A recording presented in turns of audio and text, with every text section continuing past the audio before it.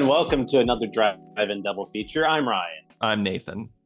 And this is the podcast where we talk about 2 movies a week every Tuesday and Thursday. But before I do anything else, we have a Patreon over at patreon.com/Drive-In Double Feature podcast. You know, I'm a real big fan of CB radios. And I know you are. You won't shut up about it. Yes, I keep a CB radio in my bedroom at all times. So I even like when I'm in my room, like trying to sleep, I can hear a nice trucker talk to put me to sleep. Yeah. And I hear people go like, "Hey, 2020, good buddy. I got the Drive-In Double Feature Patreon I'm playing right now. What's your 10 for? So I can What's your 10 for? Yeah. What's your yes? Yeah. Wow. Yeah. You know your dialogue. He said 10-4. I got the Drive-In Double Feature Patreon. He said I could listen to flick fights. I could listen to Nathan and Ryan discuss movies, and that's a great time for me as a trucker. I drive a truck, and yes. and I said that's a 10-4, good buddy, and he hung up the old radio, and I was like, oh, that was nice. Nice. I'm glad that even truckers are listening. Yeah. I hope there's at least one trucker that listens to our podcast. Maybe there's gotta be. But anyway, it is a Patreon over there that we do have a lot of extra content over there. It's only $5 a month, but it doesn't affect any regular content. So check it out. But today we are going to be talking about 1984's The Ratings Game, and that is directed and starring Danny DeVito. This is our first Danny DeVito directed movie. Wow, with many more to come. Maybe Matilda one day. Maybe. You never know. Mm-hmm. But this was his first feature film that he directed. I guess you could say he was up and coming at this time. I mean, yeah, like he played like bit parts. He was on TV, but like I wouldn't say he was like a huge deal. He was on Taxi, and he had been in One Flew Over the Cuckoo's Nest. So I mean, he was like you said, kind of like a supporting type of character. He wasn't really like this big star or anything like that. I always enjoy seeing Danny DeVito. I mean, me too. He's funny. He's a great guy. Every time he's in there, he's usually hamming it up big time. Yeah. So I enjoy his little parts and stuff like this. This one, however, he plays an Italian mobster that is trying to get into the television industry, and he's got this big script for this pilot that he's trying to pass off, and he's not getting much luck out there. No, everyone's turning him away, even though he's showing up in limos. He's got his own driver, but they won't take a second glance. No, and it's funny, like, because he's not a very good writer, because like that's like one of the big things is like they're like there's like the network MBC is struggling right now, and they cannot find their next big hit. And you see what they put on the TV, like on their TV station. It's like just a bunch of crap, like pretty much. There is one show, because there's like a presentation early in the movie that I would watch, and it's like the 3 friends that are garbage men together. I was like, that's kind of funny. I would check it out. You like that one the best? That seemed the most boring. What? They're like 3 best buddies. They're garbage men. One's the nerdy one. One's like the outgoing, strong one. One's a poet. Yeah, it sounded funny to me. Like, I like the idea of it. And it's so cheesy too, because in the end they're all hugging each other in the garbage dump. That seemed like the worst one to me. What? Ryan, come on. That sounded great. What, you like the one where the guy was the lady? Yeah, that was the best one. Oh, okay. Then we have different tastes in TV. That's what I'm hearing. Yeah, exactly. But but it's funny because they also have like their own little like Webster or Gary Coleman type of actor, like to introduce the shows. And does like the whole thing where like he just comes out like dancing and everything. It was funny, I thought. Yeah, yeah. And the first thing he says, I think, is, "I've never seen this many white people in a room." Yeah, classic. Yes, yeah, a classic line. Yeah, I mean, it's a complete spoof on TV. That's what this movie's going for. It's kind of lampooning that. I mean, Danny DeVito, what it seems like is from the script he's writing, he's taking all the worst elements of TV and making that into a TV show. Like, oh yeah, it's got boobs, and I mean that's probably the biggest part of it all. It's like, yeah, it's got boobs. We It's got got that. boobs. It's got hot girls. It's got jokes. What more can you want? Exactly. Yeah, so he's trying to sell like this awful script. I think it's funny that like and I found this kind of refreshing, honestly, that he's rich already. Like, it's not like, oh, I'm poor and then he gets riches really fast. His brother runs a trucking empire and he already lives in a mansion. Like, he's already has a good amount of money. It's just like he wants to get into the TV business.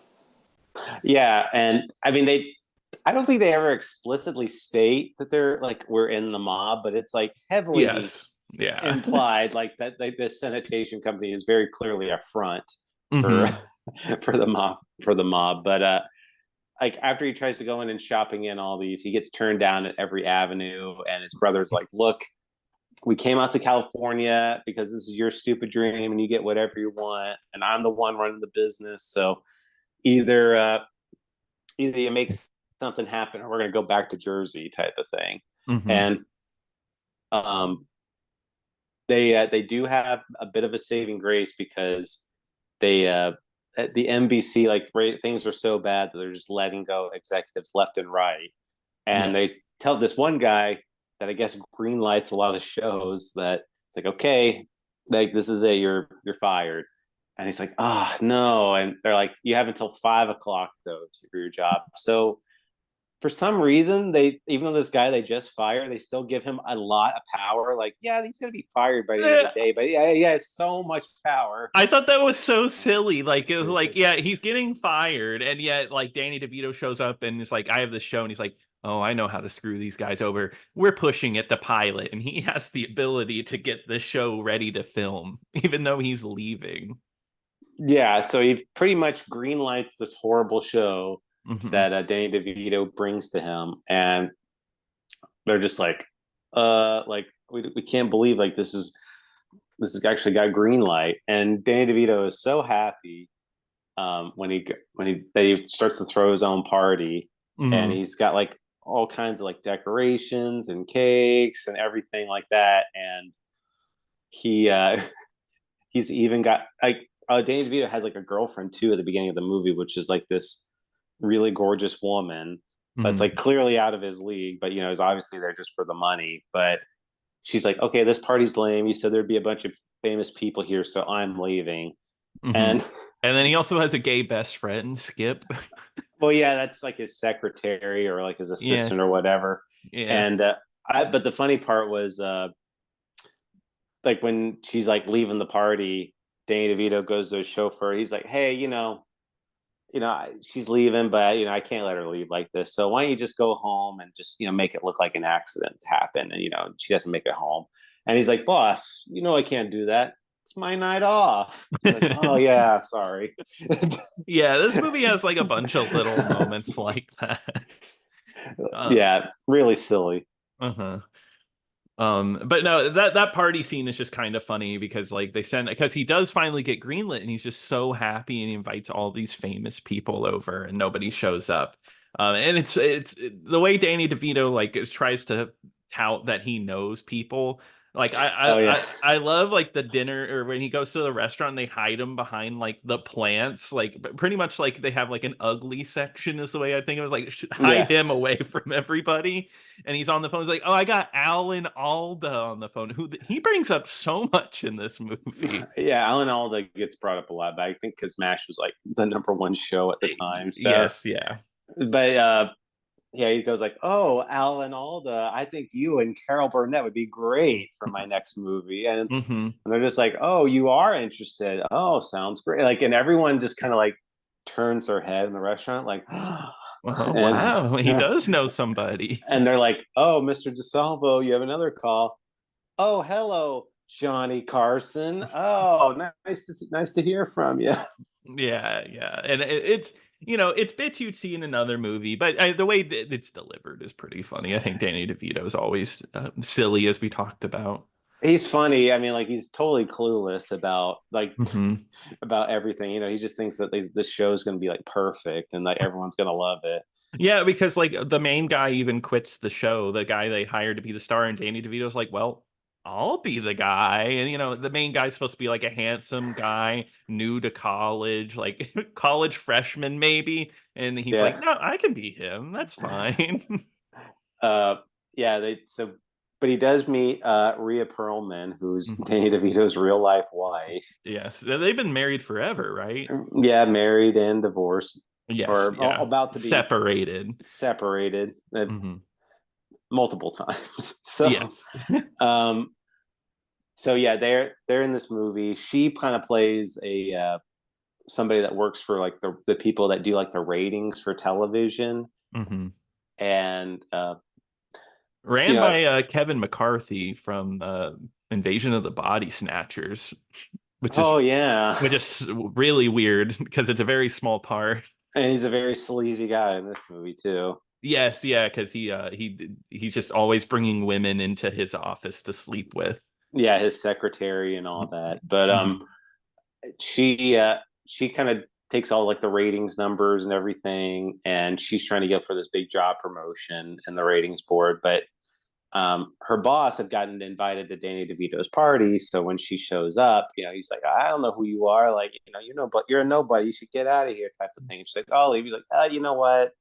Nobody else is here. Take some food, whatever." Uh-huh, And yeah. and then they end up talking, and then turns out like, "Oh, you're from Jersey. I'm from Jersey. Oh, hey," and just Hmm. and then And she's they hit it off. funny. She makes jokes, so he likes that about her.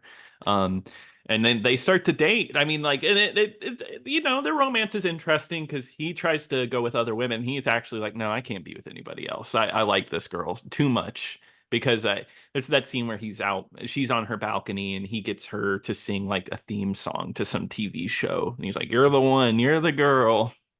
Yeah, they. Hmm. I mean, they're married, so of course they're gonna have Yeah, of chemistry. course. Yeah. So, They work well uh, together. um, they do kind of go on some dates and everything like that, and they do develop a relationship. And Mhm. she's actually like rooting for his success for this TV show, and they shoot the pilot for this TV show, and I mean, I was like laughing like at when they were shooting this pilot just because of how bad it Oh was. yeah, it's awful. Yeah. Well, yeah, it's like about as hackneyed script, completely unoriginal. It's like these Mhm. two girls, like two twins, that show up to the college, and they're just like, I wonder who our new roommate's going to be in our dorm. And then Danny DeVito just shows up, and he's like, Maroon, like, Yeah. and they're Yeah. like, oh, he's so hunky, like I can't wait to date him. Yeah, and I love how there's like a Dean character that's like, "Oh, I gotta deal with these guys for 3 more years." Oh, yeah, the lamest thing possible. Yeah, and then Um, the 20 minutes later, they're like in women's clothes, and it's like, you know what, you're right, honesty is the best policy. yeah, and then Danny DeVito kicks up his legs, and you can see right up his his Oh yeah. dress. It's like, okay, they wouldn't allow that on television, even though this is technically it's a Showtime movie. What do you consider that? It's not TV, it's Showtime. Oh yeah, that's definitely what they say. I guess this is the first ever Showtime movie too, the first movie they ever fully produced. Well, you know what, it's one for the ages. I agree. Everybody remembers this one. Everybody. Hmm. um but yeah, this it's very clear that this is going to be a horrible show that nobody's going to watch. And Hmm. even the network executives were just like, you know what, we're going to put you in the Wednesday times, or the yeah, like the Wednesday, I think he said the Wednesday night at I 9 don't p.m. remember. It was like the 9 p.m. not time slot. They're just like, oh wow, like that'll be great. We'll get the young ones, we'll get the old ones. It's gonna be great. And He's like, "Who's our competition?" It's like, "Oh, the World Series." And he's just like, "Wow." And Huh? Yeah, and he looks devastated. And yeah. they walk away laughing. So, it's pretty much doomed to fail at that point. Hmm. But anyway, he's kind of talking it over with Rio Perlman. He's real depressed. And she's just like explaining like what the ratings board is, like how he gets high ratings. And it's like, well, there's 1,500, like there's like 1,500 homes and they each represent like a certain demographic of people. And he said, we have like 100 different families located in key locations. And he's like, so what you're saying is if I could find out who those families are, if they watch my show, then I would have an instant hit. And Yeah. she's like real offended at first, like, I'm not going to tell you who those are. Like, that's Hmm. crazy. And then, But she gets skipped over for a promotion, which gets her upset. So it's kind of a yeah, vengeance thing. yeah. So she does give him the names eventually. And he rounds up all of his mobster friends and basically just like, okay, we're going to send all these people on a cruise.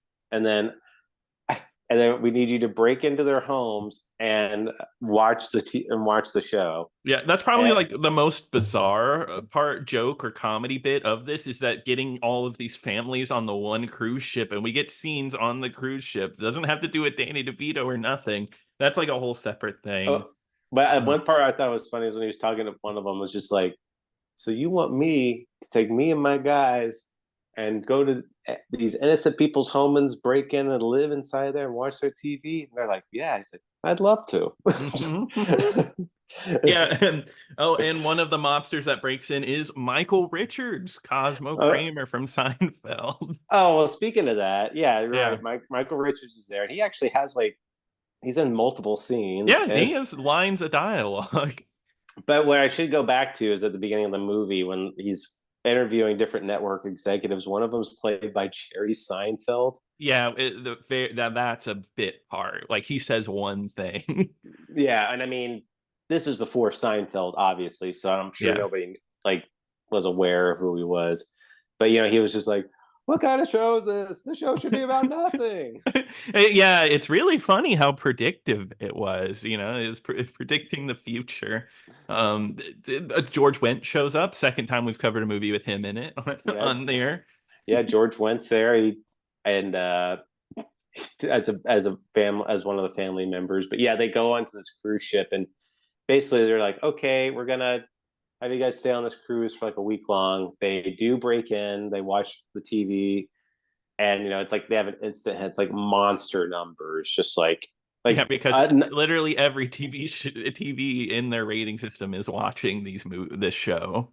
yeah. So it's very much like it's got an instant hit, and the network executive was like, okay, well, we were gonna like cancel this show after one episode, but now like the television station owner's like, no, we need to make more episodes. So they make more, and they're like, well, how do we get people to keep watching the show? So they're like, it's like, okay, everyone on this cruise, your trip has been extended by 22 weeks.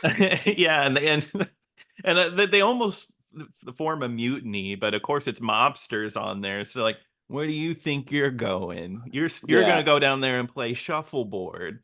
But yeah, so they keep them away, and then like Danny DeVito ends up getting multiple shows. Like he gets to pitch multiple ideas. Like one is a pimp TV show. Oh He gets yeah. an animated show. The Goombas, Yeah, the Goombas. Yeah. and then another one being like his nephew's like as like a James Bond type of Yes, spy. and it's like such a squirrely looking little guy. Yeah, he's supposed to be like this real sexy guy. Yeah, I mean, I'd watch I would if there's a TV channel dedicated to this guy's work, I would watch. Just because it's so out there. Yeah, so now they have to like live in those homes and watch all those shows. That way they all become hits. Yeah, exactly. So they're just eating like the way they show it with Michael Richards. He's just ordering pizza and just eating that and watching TV show. But he seemed to be into it. He was Yeah, liking it. well, he was watching the Goombas, like finally some representation. Yeah, it's pretty funny. They have all those shows, they all become hits, but then like they start looking in like the FCC and all of them, like they start actually looking in. They're like, this is like insane numbers. It's like the same. They're only watching these shows, and it's like they're not watching anything else. Mm-hmm. And eventually, like it does come to light that he did kind of rig the ratings game, Mm-hmm. and that he's going to be arrested.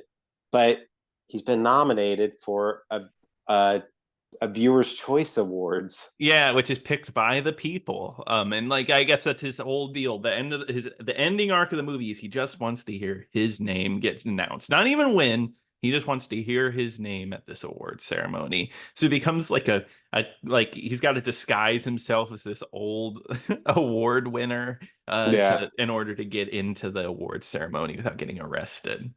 yeah, but he does get arrested eventually, and he's Mm-hmm. still in handcuffs. But they do announce his name, and they let him go up on stage and Of course, yeah. get the award. So, uh, and it's funny, like at the end of the movie, he gets arrested and everything. Does trying to remember, like, was there anything like an epilogue or anything like that for like the character? Oh, Yeah, there was, yeah, because he's in it, jail. oh yeah, and he gets married to Rhea Perlman in jail. Yes, yeah, and Yeah, and he's like running the ratings rig game because this movie's kind of set up like a documentary. Not really. The beginning's kind of like this is the life of blah blah blah. In the end, it's like that's how he came to be the king of the ratings. oh, that's right. Yeah, and Yeah. and then but then at the end of the movie, they show like the family like still on the cruise ship, but they're Yes. but they're just completely content, just like, oh, we live here now. Yeah, but they're like in the Antarctic. Yeah. Yeah. No, So and yeah, it's silly. yeah, but it's